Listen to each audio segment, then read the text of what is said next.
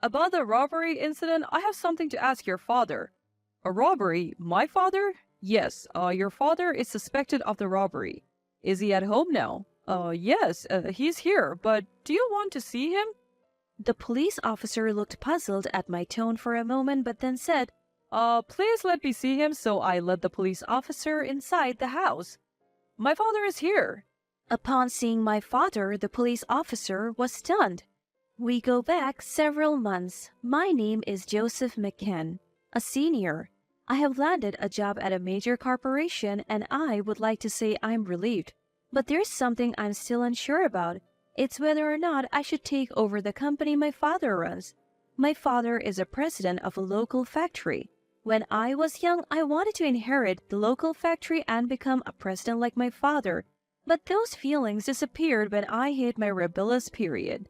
I began to feel embarrassed about my father always in work clothes and covered in grease. That feeling hasn't changed even into adolescence, and now it lingers somewhere in my heart. Having grown up and knowing the hardships of work through part-time jobs, I did develop respect for my father who carries the lives of many employees and their families. But I couldn't shake the thought that an office worker in a suit might be cooler. One day while shopping with my father, we were suddenly called from behind, "Aston!" And both my father and I turned around. The man there appeared to be the same age as my father. "Duncan, it's been a long time." This Duncan seemed to be my father's high school classmate. Dressed in a suit, Duncan was apparently out on sales calls. After revealing that he worked for a famous major corporation, Duncan asked my father, "So, you took over the family business?" "Yes, that's right. I'm still making it work somehow." "That filthy little local factory, right? Becoming the boss of a place like that and with only a high school diploma? You really have sunk low, haven't you?" I was stunned by Duncan's words. That local factory was started by my grandfather and my father was a second generation. I knew he took over after high school, but I never thought I would have a classmate who would mock it. Duncan continued, smiling silently at my father. "So, did you manage to grow your father's local factory? Weren't you saying you were going to take over the company in high school and make it big?" No, unfortunately, it seems I didn't have the business sense. That dream never came true." "Well, that's just like you. You were skilled with your hands, but not smart in the head. But at least you didn't ruin the company, right? I thought someone like you would have run it into the ground." Duncan, laughing heartily, slapped my father's shoulder and said, "I have to get back to work. I'll see you at the next reunion." Then he left. My father, who had been berated, seemed a bit awkward and said, "Well, shall we go?" and started walking to resume shopping. At that moment, I felt that my father's work, which had just been belittled without any rebuttal from me, was something to be ridiculed. The choice of taking over my father's company or getting a job at a major well-known company titled heavily towards joining the big corporation. A few weeks later, my father's reunion was held. Coincidentally, the venue was the restaurant where I work part-time. It was a busy day, and I didn't have a chance to serve food or drinks to the table where my father's reunion was taking place.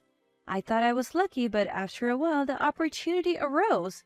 I felt a little embarrassed to bring drinks to my father's reunion, but since it was my job, I did so without saying anything.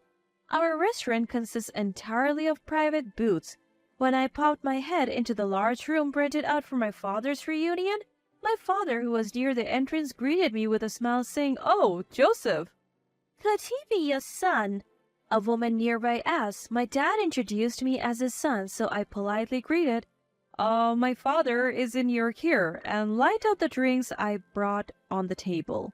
With remarks from Dad's inebriated classmates about how my eyes resembled my father's or how serious I am like him, I awkwardly laughed. Then from a distance, Duncan noticed us and said, "We met just the other day." "Joseph, was it? Planning to take over Aston's local factory?"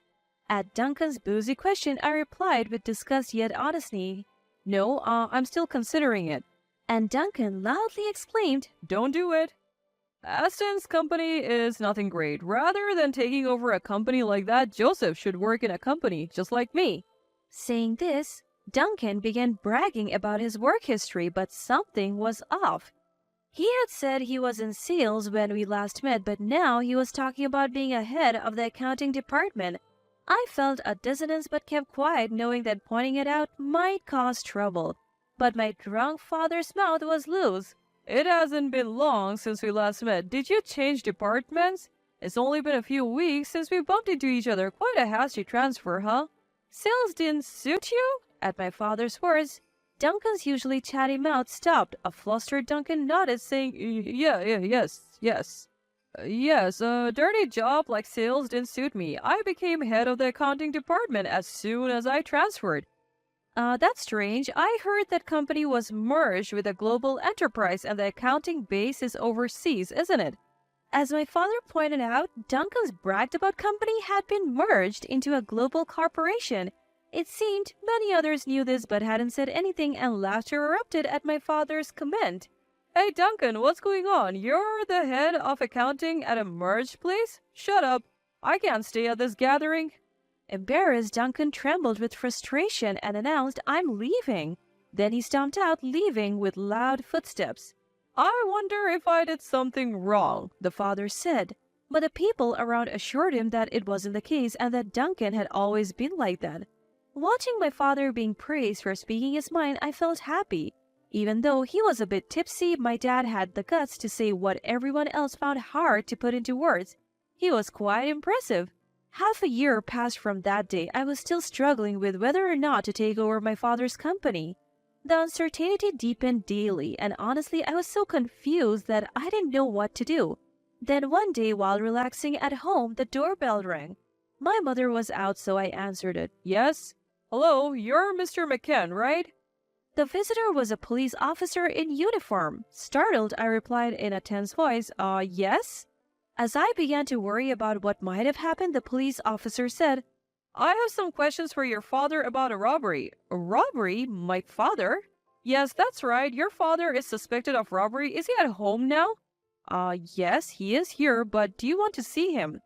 From my tone, the police officer looked puzzled for a moment, but said, please let me see him. Here is my father. What was there was an altar and my father's photograph. I then told the stunned police officer that my father had passed away in traffic accident. I'm sorry for your loss, the police officer said, and I asked him, my father was not a person who would rob anyone. Who is suspecting my father of being a robber? I cannot share that personal information. I truly apologize for today's intrusion.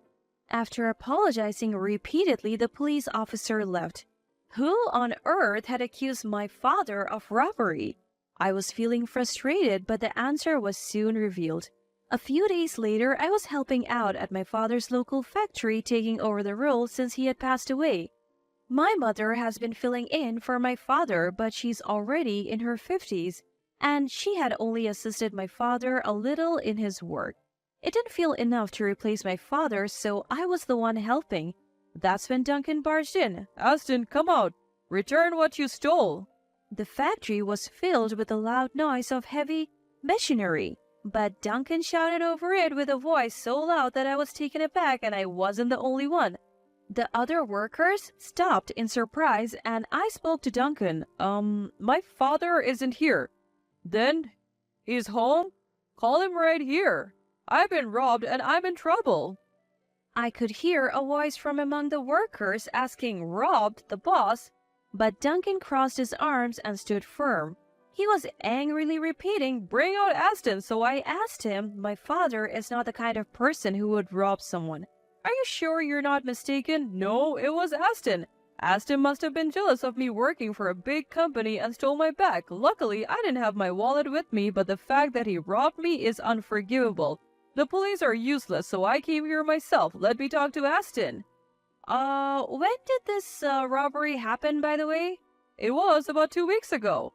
The workers began to murmur at Duncan's answer, which he gave after some hesitation. He seemed confused by the commotion. When I asked Duncan, "So it was really 2 weeks ago?" he seemed to lose his temper at my persistence. He started yelling, "What's going on? Why do you keep checking? I told you it was 2 weeks ago. I, an elite, came all the way to this small, greasy local factory. Let me see Aston now." I felt a surge of heat in my chest at Duncan's commotion. It was unbearable to hear Duncan denigrate my father's work and the work of his employees at my father's workplace. But the worst part was trying to pin the crime of robbery on my father. My father died in a traffic accident a month ago, so he cannot be here. When I told him this, Duncan's face showed surprise and he said, "What?" I continued, "How could my father, who died a month ago, rob anyone? Are you sure you were really robbed?" I knew Duncan was a liar, and that came to light at the recent class reunion. I later found out from my father's classmates that Duncan had been a liar since his student days. Furthermore, a girl Duncan liked had a crush on my father, and it seems that Duncan has harbored a pointless rivalry with my father since those days. I couldn't forgive Duncan, who was trying to pin a crime on my father out of such a silly rivalry. So you're saying that he was robbed a month ago? He must have committed a robbery just before he died, right? Just as I was about to yell at Duncan, who was still persisting, I heard a shout from another direction. "The boss would never do such a thing. The boss is a very serious person." That's right. The reason we are always short-staffed is that the boss teaches us skills and that encourages us to be independent. He's always thinking about his employees and clients, never about profits. He was a good person. As Duncan faltered, praise from my father came one after another. I was sincerely moved. I felt ashamed of myself for ever thinking that my father's work was embarrassing. My father was a boss who was respected by his employees and loved enough to be defended even in this situation. Duncan's eyes filled with tears as voices defending my father rose from the factory. I delivered the final blow. "I will definitely consult the police about you trying to pin a false charge on my father." With that, Duncan let out a cry and ran out of the factory. After that, I went to the police to consult them about my father being framed by Duncan just as I had declared. The evidence was Duncan's statement, which had been recorded on a mobile phone by one of the employees who thoughtfully did it for us. Thanks to one of the employees recording the argument, there was evidence left. The police acted quickly since there was evidence, and Duncan was caught in no time. Duncan's act of framing someone with a false charge became his crime, and he seems to be behind bars for a while. He mocked my father while he was alive and tried to pin a crime of him even after he was gone. I felt a sense of relief, thinking he deserved to suffer. A few days later, a woman claiming to be Duncan's wife came to apologize to my mother and me. When I asked if Duncan's attempt to frame my father was due to what happened at the reunion, Duncan's wife sighed and told me, "That's right, it seems like something that hit a sore spot at the reunion was the cause."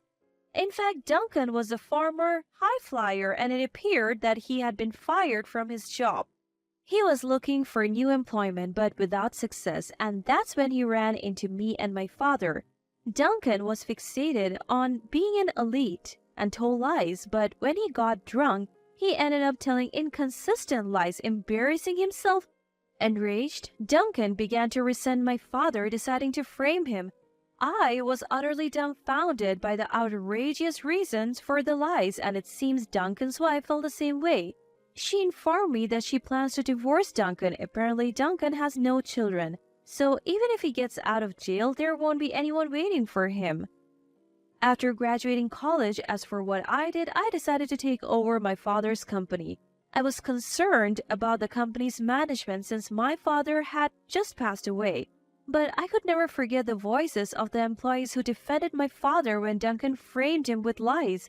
I wanted to become a boss who is loved and respected by the employees, and that incident made me feel that way from the bottom of my heart. I was part of the business school, so I can handle the management part that my father was weak at. But I need the staff to teach me about the technology. The staff say, "We'll teach you anything for the boss's son," and they're always ready to help me. They also share a lot of memories about my father, making me realize his greatness every time. "Dad, you were really an amazing person. I'm ashamed. I didn't realize it while you were alive. I'm truly sorry." I talked to his picture. "I'm covered in oil stains after work. I'm ashamed of myself for thinking this was uncool. These stains were evidence of how hard my father had worked. "I'll work hard to become a boss like you, Dad. I'll make sure to fulfill your dream." I talked to his picture, and it seems like my father is smiling back. I intend to work my hardest to become a boss like my father. I want to fulfill my father's dream of expanding our local factory, which has been in our family since my grandfather's time.